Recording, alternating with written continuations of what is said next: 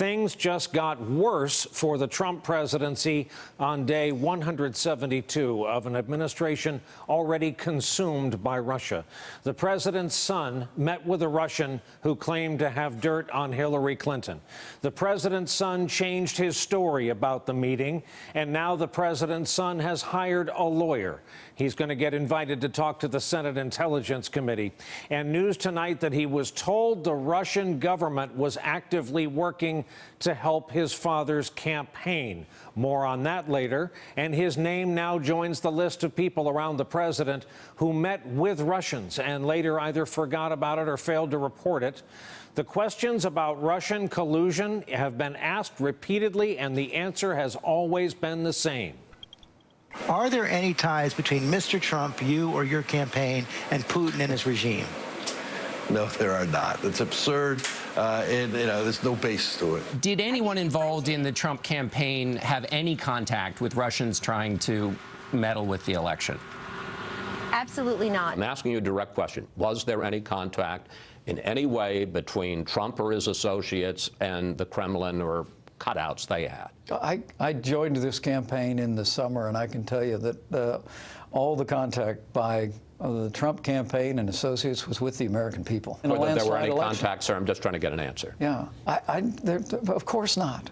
Why would there be any contacts? I did not have communications with the Russians, and I'm unable to comment on it. Did any advisor or anybody in the Trump campaign have any contact with the Russians who were trying to meddle in the election? Oh, of course not. Can you say whether you are aware that anyone who advised your campaign had contacts with Russia during the course of the election? Well, I told you, General Flynn obviously was dealing, so that's one person, but he was dealing as he should have been. During the election? No, nobody that I know of. Those conversations never happened. I hear people saying it like it's a fact on television.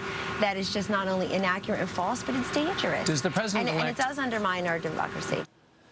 The meeting in question was between Donald Trump Jr. and a Kremlin-connected Russian lawyer, according to the New York Times, which broke the story. Also in the room, Jared Kushner and Trump's then campaign head, Paul Manafort. It took place at Trump Tower June 9, over a month after Trump became the party's presumptive nominee. But both Donald Trump Jr. and his father's legal team say the president knew nothing about the meeting. And new tonight, the New York Times expanding again on this story. The headline, quote, Trump Jr. was told in email of Russian effort to aid campaign. Quoting now from the Times, before arranging a meeting with a Kremlin-connected Russian lawyer he believed would offer him compromising information about Hillary Clinton, Donald Trump Jr. was informed in an email that the material was part of a Russian government effort to aid his father's candidacy, according to three people with knowledge of the email. This email is reportedly from the same man described as an acquaintance by Donald Trump Jr. who set up the meeting. This Times report goes on and will quote, the email indicates that the Russian government was the source of the potentially damaging information. It does not elaborate on the wider effort by Moscow to help the Trump campaign. There is no evidence to suggest that the promised damaging information was related to Russian government computer hacking that led to the release of thousands of Democratic National Committee emails. Just about every night, there is a print journalism development that causes us to ask a nice guest like you, usually a print journalist, how does this change everything? And I'll ask that about the reporting of your colleagues at the New York Times. How does tonight's story now change everything?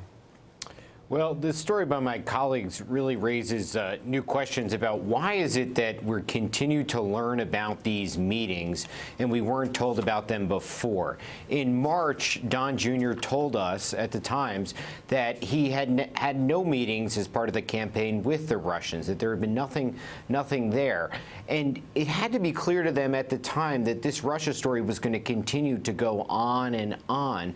But still, his story, even in the past few days, changed. At first, he said the meeting was about adoption, and then, you know, as things went further on the weekend. So the question here is that why hasn't the administration come out, you know, earlier about this, and why does the stories continue to change? It's just more evidence of that. Philip, is this one of those cases where we are left to assume that someone's story changed, migrated, because that someone, in this case Donald Trump Jr., knew what was about to come out?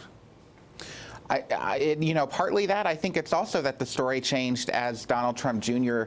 Learned what the New York Times was learning over the last 72 hours. It seemed like the story got more and more complicated the more interaction there was with those reporters who were doing this pretty extraordinary reporting. And, you know, there are a lot of questions still to be answered by the Trump team, by the White House, by the legal defense team, including what the president knew about all of this back when he was a candidate and whether there were other meetings. One thing that stuck out at the White House today is that Sarah Huckabee Sanders explained this as not inappropriate, as frankly normal behavior on a campaign, normal sorts of interactions on a campaign, and it just begs the question of whether there were additional meetings with additional players. And Phil, because you are White House bureau chief, I was going to ask you, I did read on Twitter, I'll paraphrase, Glenn Thrush tweeted out tonight, if the White House knew this was coming, this is again an area where there was no apparent strategy. Has there been a reaction tonight to this? Not yet. We've seen the president's private, personal lawyer say that he knew nothing about this meeting that Donald Trump Jr. had. And of course, earlier today, the White House spokeswoman, Sarah Huckabee Sanders, said that the president only learned about the meeting in the last couple of days because of the news reports. But there's no indication of a broader strategy within the White House. They've really been trying to isolate this Russia issue and keep it focused with the legal defense team. So of the four of us, and I mean this in the nicest way, Katie Tur, you spent the most time hanging around the lobby of Trump Tower.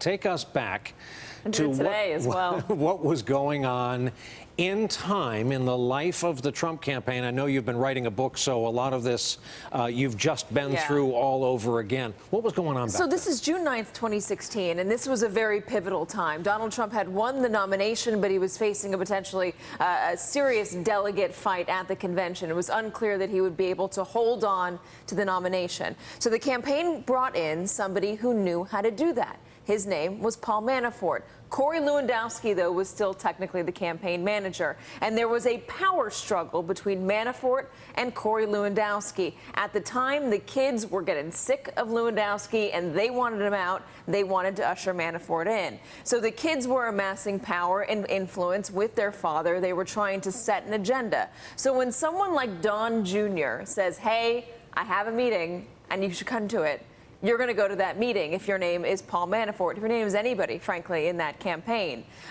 There was something of an unprofessional atmosphere in this campaign, a naive atmosphere, a anything goes sort of atmosphere. It was the kind of place where unplanned meetings with unnamed people were frequent.